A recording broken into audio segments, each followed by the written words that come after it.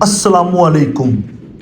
6 April 1453 جب موت کی دستک نے قیصر کا سکون چھین لیا، کیا آپ تصور کر سکتے ہیں کہ سمندر کے دیو قامت جنگی جہاز پانی کی بجائے خشک پہاڑوں پر دوڑنے لگے؟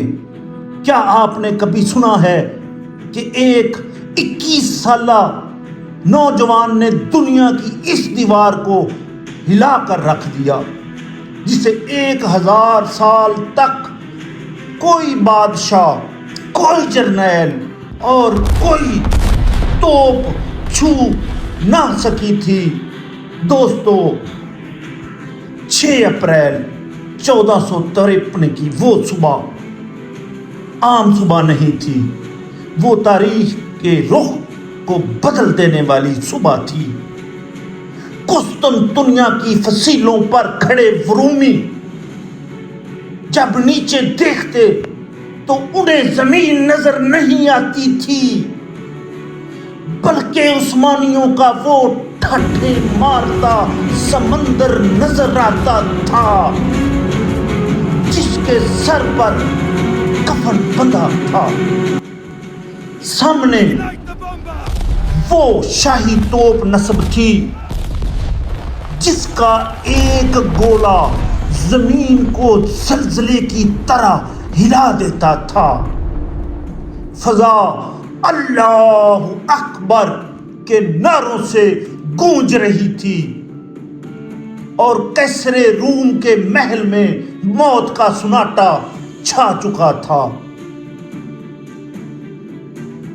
کیونکہ اس بار مقابلہ کسی عام لشکر سے نہیں، اس جنونی سلطان سے تھا جس نے کہا تھا کہ یا میں اس شہر کو فتح کر لوں گا یا یہ شہر میری قبر بن جائے گا۔ آج کی اس قسط میں ہم دیکھیں گے کہ محاصرے کے پہلے دن کیا ہوا، وہ کون سے سوالات تھے جنہوں نے رومیوں کی نیندیں اڑا دی، اور اگر یہ محاصرہ طویل ہو جاتا تو سلطان محمد فاتح کے لیے کیا خطرات پیدا ہو سکتے تھے۔ 6 اپریل کی صبح جب سورج طلوع ہوا تو قسطنطنیہ کے باسیوں نے ایک ایسا نظارہ دیکھا جو ان کے وہم و گمان میں بھی نہ تھا۔ شہر کے باہر میلوں تک عثمانیوں کے سفید خیمے نظر آ رہے تھے۔ سلطان نے اپنی فوج کو 3 حصوں میں تقسیم کر رکھا تھا۔ دائیں طرف اناطولیہ کے تجربہ کار دستے تھے اور بائیں طرف یورپی دستے، اور درمیان میں خود سلطان اپنے 10,000 جان نثاروں کے ساتھ موجود تھا۔ یہ صرف ایک فوجی ترتیب نہیں تھی بلکہ ایک نفسیاتی وار تھا۔ فصیل کے اوپر کھڑا قیصر قسطنطین یعنی کہ شہنشاہ قسطنطنیہ اپنے جرنیلوں سے پوچھ رہا تھا، کیا عثمانی واقعی اتنی بڑی تعداد میں آ چکے ہیں؟ یہاں ایک اہم تاریخی نقطہ سمجھنا ضروری ہے۔ قسطنطنیہ کی دیواریں 3 تہوں پر مشتمل تھی۔ 1000 سال سے کوئی بھی فاتح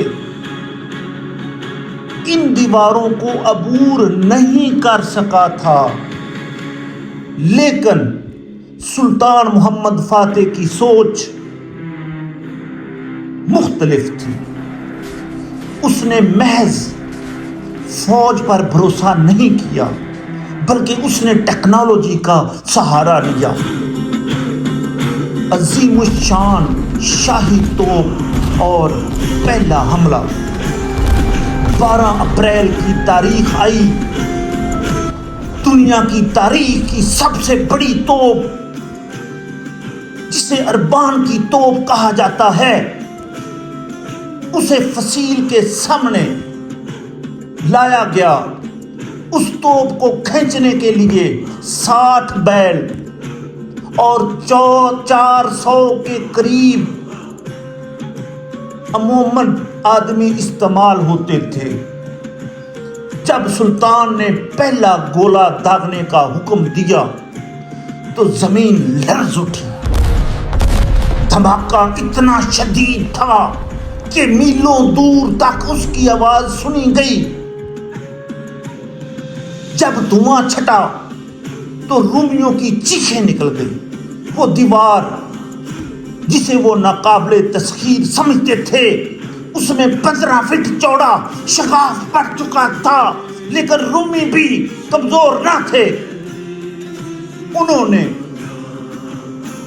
عورتوں، بچوں اور بوڑھوں کو دیواروں پر کھڑا کر دیا، جو راتوں رات مٹی کے بوروں اور لکڑیوں سے شگاف بھر دیتے تھے۔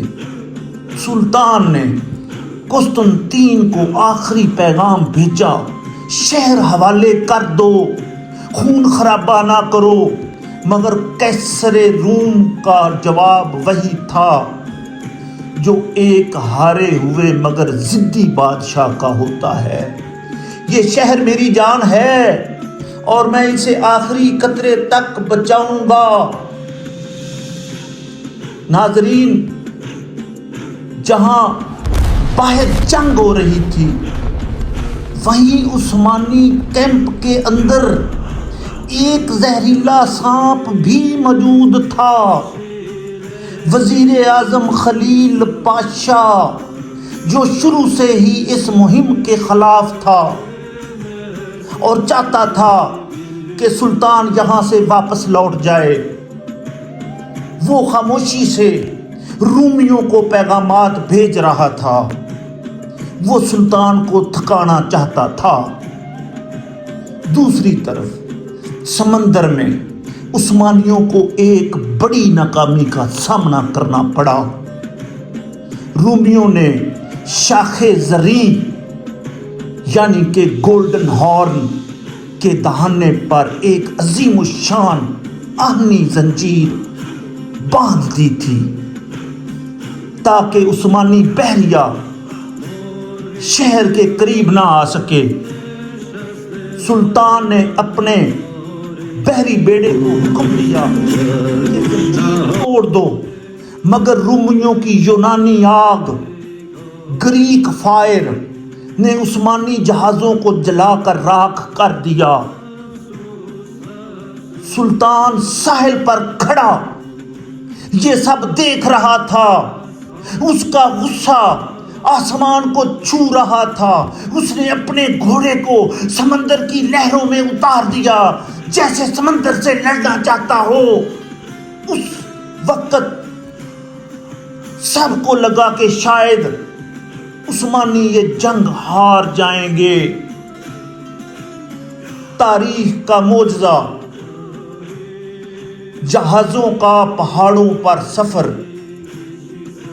جب راستے بند ہو جائیں تو فاتح نئے راستے بناتے ہیں۔ سلطان نے ایک ایسا فیصلہ کیا جس نے رہتی دنیا تک انجینئرز کو حیران کر دیا۔ اس نے حکم دیا، اگر ہم سمندر سے نہیں جا سکتے تو ہم خشکی سے جائیں گے۔ پوری رات ہزاروں مزدوروں نے گلاٹا کے پہاڑوں پر لکڑی کے تختے بچھائے اور ان پر جانوروں کی چربی ملائی گئی۔ رات کی تاریکی میں جب رومی سو رہے تھے، 70 سے زائد دیو قامت بحری جہاز پہاڑوں کی بلندیوں پر چڑھائے گئے۔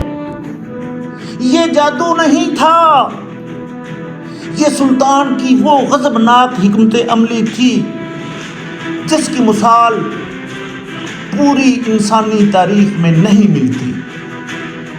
صبح جب رومیوں کی آنکھ کھلی تو ان کے پیروں تلے سے زمین نکل گئی۔ جو جہاز کل تک زنجیر کے دوسرے طرف تھے، آج وہ شہر کے عقبی حصے میں موجود تھے۔ قیصر کی چیخیں نکل گئیں، کیا عثمانیوں کے جہازوں کو پر لگ گئے ہیں؟ دوستو، اب محاصرہ اپنے آخری مراحل میں داخل ہو چکا تھا۔ رومی چاروں طرف سے گھر چکے تھے، لیکن کیا رومی ہار ماننے والے تھے یا پھر عثمانیوں کے لیے ابھی اور بھی امتحانات باقی تھے؟ اگلی قسط میں ہم دیکھیں گے وہ آخری حلہ جب خون کی ندیاں بہہ گئیں اور آیا صوفیہ کے میناروں پر پہلی بار اذان گونجی۔ یہ جاننے کے لیے انتظار کیجیے قسط نمبر 4، سمندر کا جادوگر سلطان اور فاتح عظیم۔ نہ تو زمین کے لیے ہے نہ آسماں کے لیے، نہ تو زمین کے لیے ہے نہ آسماں کے لیے، جہاں ہے تیرے لیے، تو نہیں جہاں کے لیے۔ مائی ڈیئر لسنر، اگر آپ کو میری یہ ویڈیوز پسند آئی ہیں تو سلطان محمد فاتح کی پچھلی 2 قسطیں میں لنک میں بھی دے دیتا ہوں اور اسکرین پر بھی آپ کو نظر آ رہی ہوں گی۔ ان پر کلک کر کے میری پچھلی ویڈیوز دیکھیں۔ آپ کی محبتوں کا بہت شکریہ۔ والسلام۔